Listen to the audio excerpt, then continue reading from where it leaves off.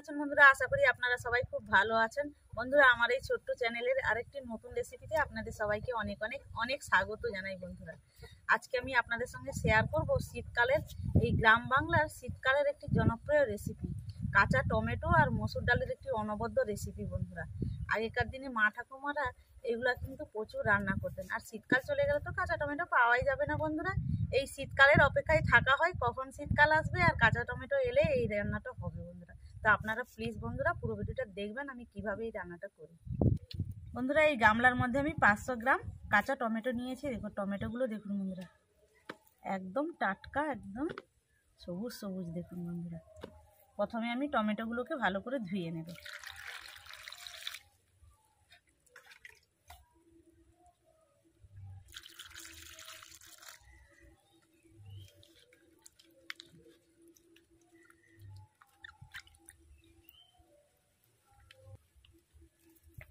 টমেটোগুলো ধুয়ে নিয়েছি। এই টমেটোর উপরের এই বোটাগুলো ফেলে দেব।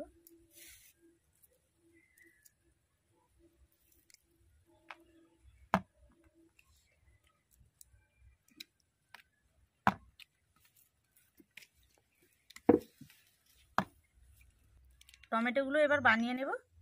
একটা টমেটো আমি 4 ভাগ করব।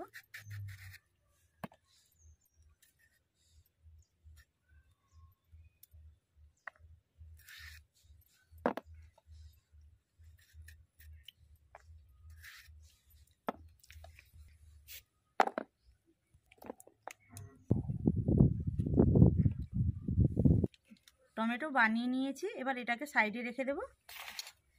এই গামলার মধ্যে আমি 150 গ্রাম মসুর ডাল নিয়েছি, ধুয়ে নেব।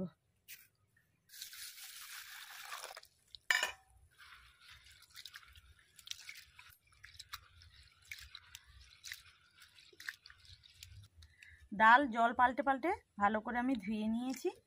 এবার কড়ার মধ্যে আমি ডাল দিয়ে দেব।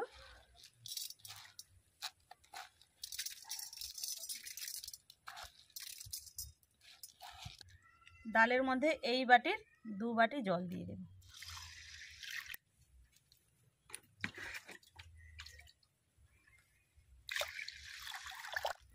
এবার ঢাকনা দিয়ে ডালটা সেদ্ধ করার জন্য উনুন জ্বালিয়ে কড়া বসিয়ে দেব।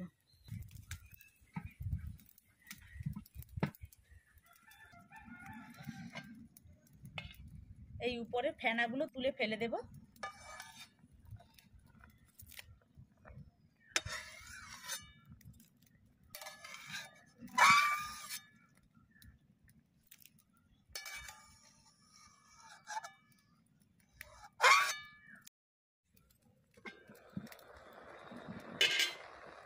ডাল সেদ্ধ হয়ে গেছে, একটু ম্যাশ করে নেব।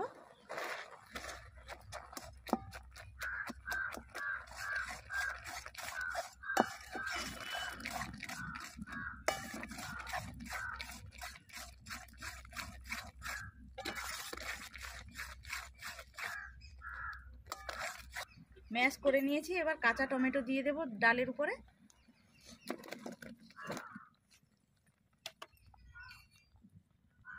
লবণ, হলুদ গুঁড়ো, জল দিয়ে দেব।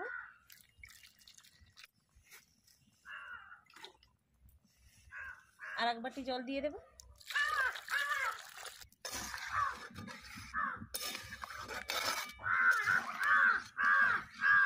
আবারও ঢাকনা দিয়ে দেব।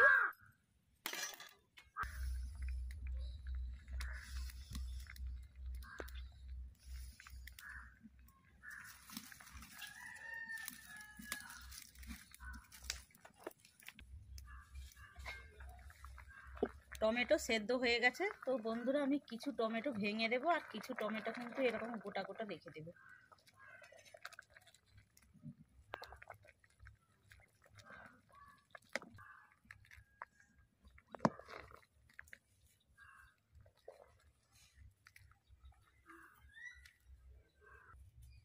ডালটা একটা গামলার মধ্যে ঢেলে নেব। কড়া পরিষ্কার করে নিয়েছি, কড়ার মধ্যে দিয়ে দেব এবার সরিষার তেল।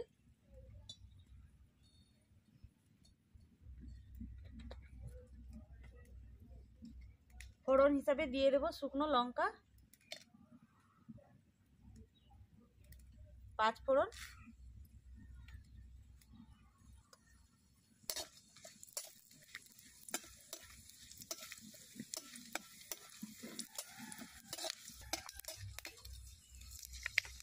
এবার ডাল দিয়ে দেব,